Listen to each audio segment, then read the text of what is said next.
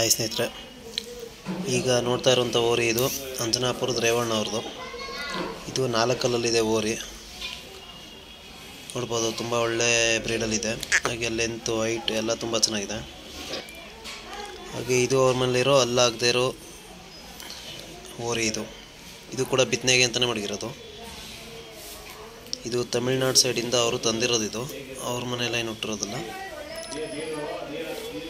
ಇದನ್ನು ಅವರು ಬಿತ್ತನೆ ಊರಿಗೆ ಅಂತಲೇ ತಂದಿದ್ದಾರೆ. ಇವರು ಯಾರಾದರೂ ಸಾಕೋರಿದ್ದರೆ ಅವ್ರಿಗೆ ಸೇಲ್ ಮಾಡ್ತಾರೆ, ಇಲ್ಲಾಂದರೆ ಅವರೇ ಊರಿಗೆ ಮಡಿಕೊಳ್ತಾರೆ. ನೋಡ್ಬೋದು, ಇನ್ನೂ ಅಲ್ಲಾಗಿಲ್ಲ, ಎಷ್ಟು ಹೈಟ್ ಇದೆ ಅಂತ ನೋಡ್ಬೋದು ನೀವೇ. ಎರಡೇ ನಾಮ, ಲೆಂತ್ ಹೈಟ್ ಎಲ್ಲ ತುಂಬ ಒಳ್ಳೆ ಗ್ರೋತ್ ಇದೆ. ಇದು ಊರಿ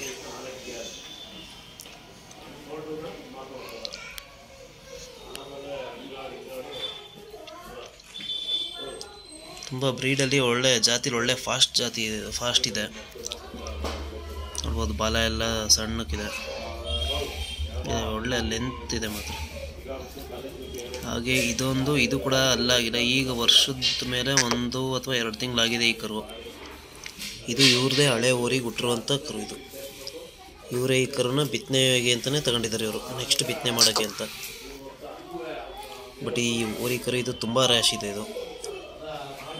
ಇದನ್ನು ಸೇಲ್ ಮಾಡಲ್ಲ ಅಂತಿದ್ರು. ವಿಡಿಯೋ ಕೊನೆಯಲ್ಲಿ ನಂಬರ್ ಡಿಸ್ಪ್ಲೇ ಮಾಡಿರ್ತೀನಿ ಅವ್ರದ್ದು, ಸೊ ಅವ್ರನ್ನ ಕಾಂಟ್ಯಾಕ್ಟ್ ಮಾಡಿ.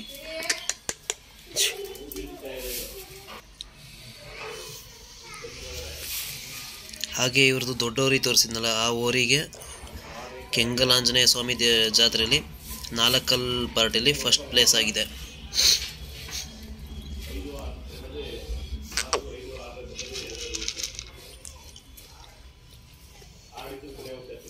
ನೋಡ್ಬೋದು, ಈ ಊರಿ ಕರುನು ತುಂಬ ಲೆಂತ್ ಇದೆ.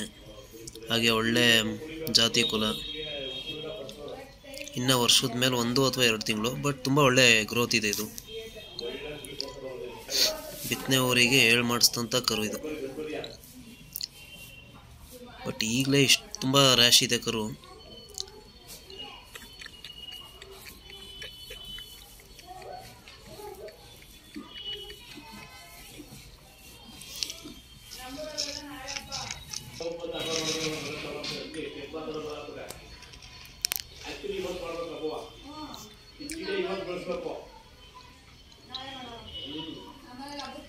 ಇದು ತಮಿಳ್ನಾಡು ಬಾರ್ಡ್ರಲ್ಲಿ ತಂದಿರುವಂಥ ಓರಿ. ಇದು ಐ ಥಿಂಕ್ ಸೇಲ್ ಮಾಡ್ಬೋದು ಅವರು. ವಿಡಿಯೋ ಕೊನೆಯಲ್ಲಿ ನಂಬರ್ ಡಿಸ್ಪ್ಲೇ ಮಾಡಿರ್ತೀನಿ, ಸೊ ಅವ್ರನ್ನ ಕಾಂಟ್ಯಾಕ್ಟ್ ಮಾಡಿ. ಈ ಓರಿಕರ ಬಗ್ಗೆ ಎಲ್ಲ ಡೀಟೇಲ್ಸ್ ಸಿಗುತ್ತೆ. ಹಾಗೆ ಬೇಕು ಅಂದರೆ ಅವ್ರ ಹತ್ರ ತಗೊಳ್ಬೋದು ನೀವು.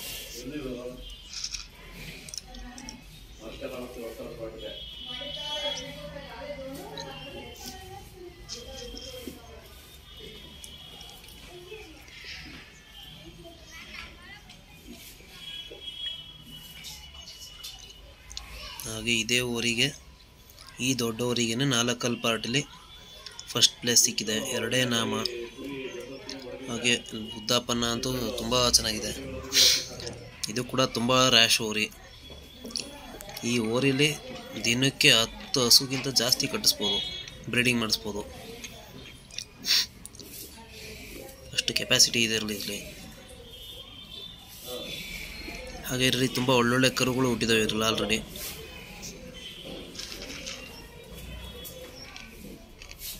ನೋಡ್ಬೋದು, ಇವು 3 ಕೂಡ ಅಂಜನಾಪುರದ ರೇವಣ್ಣ ಅವ್ರದ್ದು ಓರಿಗಳು.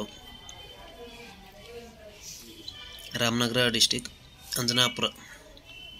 ರಾಮನಗರ ಡಿಸ್ಟಿಕ್ ಬರ್ಬೋದು, ಸರಿಯಾಗಿ ಗೊತ್ತಿಲ್ಲ, ಬಟ್ ಅಂಜನಾಪುರ ಊರು.